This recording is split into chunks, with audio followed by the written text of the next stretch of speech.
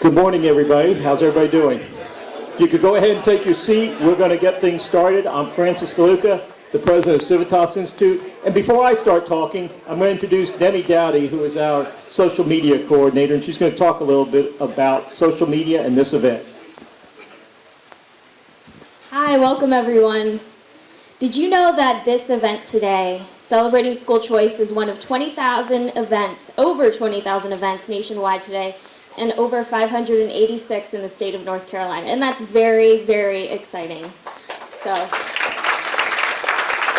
And in order to join together in a celebration and link arms for this cause, we want everybody to join in what all these other groups and these other events will be doing today. They're going to be using the hashtag School Choice, pretty obvious, as the events are happening in sync this week. So please join us, join the conversation, get on social media and use hashtag School Choice during this event today.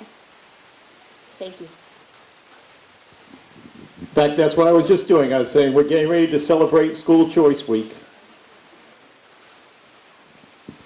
Again, my name is Luca, president of Civitas Institute. I want to thank everybody for coming to the celebration of National School Choice Week.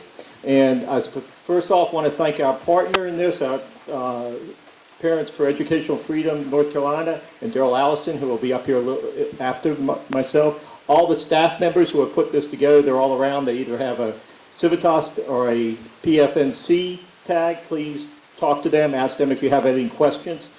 Why we're here is to celebrate school choice and raise awareness about the need for educational options. Demi stole a little of my thunder, but this is the world's largest annual education-related celebration. It's nonpartisan, non-political, and not advocate for or against legislation. Since 2017, there's going to be 21,000 events in the U.S., 600 in North Carolina almost. School choice in North Carolina, let me give you a couple of numbers to tell you how big this is. It's about 1.5 million public school students. That's about 84% of all students attend public school, the traditional public schools as we talk, because charters are public. There are a number of individual charter schools in North Carolina that are larger than school districts in North Carolina.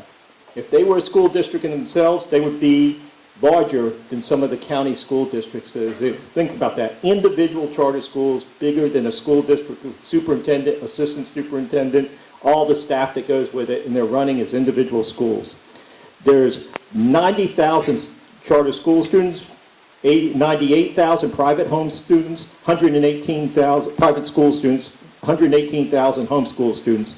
If any of those were school district, they would each be the third largest district in North Carolina. There's only two districts larger than that number of people, and that's Wake County and Mecklenburg County. So each of those individual categories is bigger than all but the two largest districts in North Carolina. So it kind of gives you a sense of the size of school choice and people making decisions other than traditional public schools.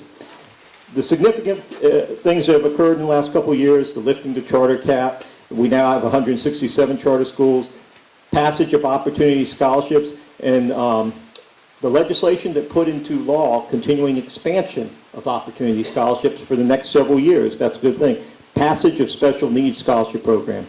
While we have work to do and we must constantly protect the gains we have made, today we are here to celebrate the past and ongoing efforts to expand educational opportunities.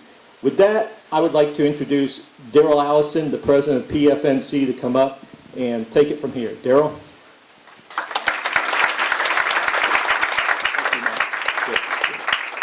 Thank you, Francis. It's a pleasure to be joining you here. Well, I think we got some more folks kind of coming in, so team, if y'all can have your hand there, make sure we get them in here. Good to see you, my friend Marcus, Brandon, and others. It's so good to see everyone here.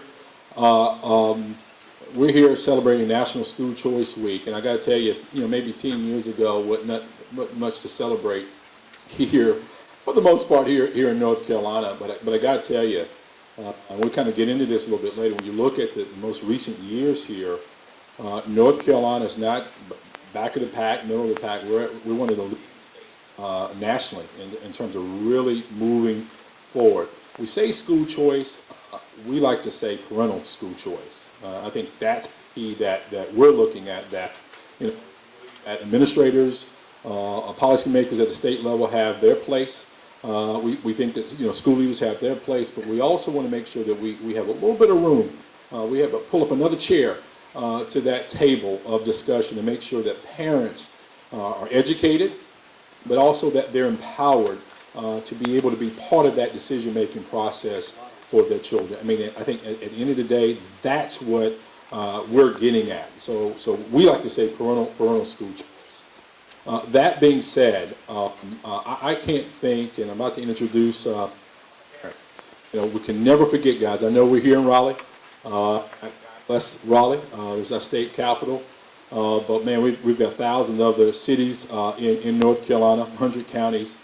And I got to tell you, our organization, we've really been ripping it up across the state here. We were in Wilmington, highlighting a powerful school, the first all-girl public charter school in the state of North Carolina, Girls Leadership Academy, a phenomenal job there in Wilmington, real good, strong community partnership with the University of Wilmington, members on their board, etc. So real great community support there. From there, guys, we drove up to Henderson County and Haywood County. My first time in Haywood, there in the Asheville area. We highlighted and supported two phenomenal public charter schools that are doing a tremendous job. One charter school is the second, Lieutenant Governor's second public charter school there in Henderson County. And then we stopped by the first public charter school in Haywood County, Shining Rock Classical Academy, out the first year. Again, there was one public charter school in Haywood County, rural area. In their first year, they came out with a stellar grade of a B. And that's pretty impressive. Those of you who are educators, you know that's pretty significant. Today we're here, and then we're heading out, guys. Listen, we don't stop here in Raleigh. I know that many people think everything ends and begins here in Raleigh. That's just not the case. We're on our way to Halifax County, where we'll be celebrating and highlighting a great school there, and we'll be ending in Bertie County, that down eastern part of the state. We've got work to do, but there's some great work that's happening there. All that being said, and again, our spotlight is really parents. And so I want to introduce a young lady, a wife, a mother, who kind of got into this as she really thought and examined what her children was going to be needing, and then kind of got in there and got educated, got empowered, and as a result of making way for finding a pathway for her own children, she became an advocate, literally helping hundreds of others, parents. She's going to come and share her story with us, and I guess we'll use this podium here. Is that fine? So we'll kind of clear this out the way here. She'll share her story, and then she has a real special honor in introducing one of our special guests today. Without further ado, I'd like to introduce Janine Valesti. Janine Valesti. Thank you so very much.